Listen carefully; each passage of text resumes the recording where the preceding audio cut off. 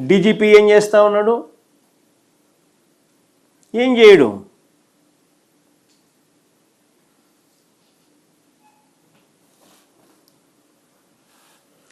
మరి క్రాంతి కుమార్ మరణ వాంగ్మూలానికి విలువ లేదా? మరి ఆ పిల్లాడి మరణ వాంగ్మూలానికి విలువ లేదా? మరి ఓ తల్లి పెట్టుకున్న అర్జీకి విలువ లేదా?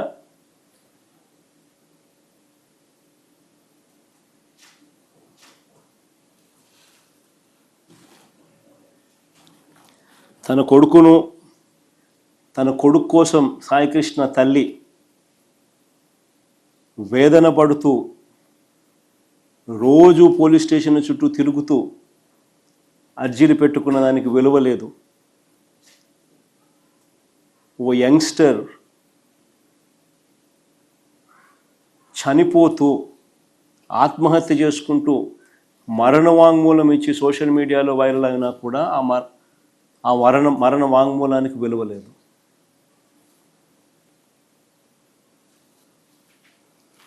నేరాన్ని కప్పిపెట్టి నిందితుల్ని ప్రోత్సహించిన ఇదే సిపిని,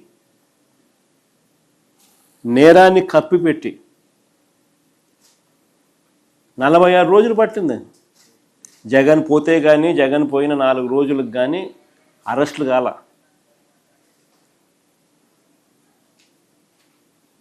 ఆ అరెస్టులలో కూడా చిన్నోళ్ళను పెద్దోళ్ళని విడిచిపెట్టి, నేరాన్ని కప్పిపెట్టి నిందితుల్ని ప్రోత్సహించిన సిపిని, డీజీపీని, చంద్రబాబు నాయుడు గారిని ఎందుకు బాధ్యుల్ని చేయడం లేదని అడుగుతా ఉన్నా. ఇవన్నీ కనిపిస్తూ ఉన్నాయి. సిఐని కాపాడుతూ ఉన్నాడు సిపిని కాపాడుతూ ఉన్నాడు డీజీపీని కాపాడుతూ ఉన్నాడు చంద్రబాబు గారు. మరి వీళ్ళందరినీ ఎందుకు బాధ్యుల్ని చేయడం లేదని అడుగుతా ఉన్నా. ఇందులో చంద్రబాబుకున్న ఇంట్రెస్ట్ ఏమిటి అని అడుగుతా ఉన్నా. ఇంతగా బరి తెగించి పై అధికారులందరినీ ఇంతగా కాపాడుతూ ఉన్నాయి చంద్రబాబు నాయుడు గారు ఇంట్రెస్ట్ ఏమిటి అని అడుగుతా ఉన్నా. ఏ పొలిటికల్ ప్రయోజనాలను ఆశించి ఈ కేసును కవరప్ చేస్తూ ఉన్నారని అడుగుతా ఉన్నా.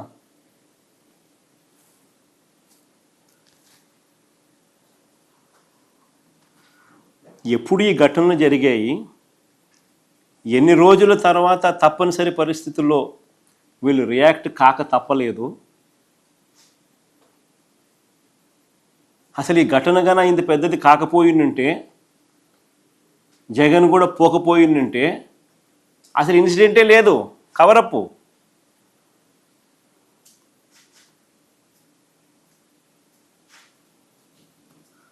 సాయికృష్ణ ఇన్సిడెంటు లేదు, ఆ తల్లి ఆవేదన ఇన్సిడెంటు ఉండదు.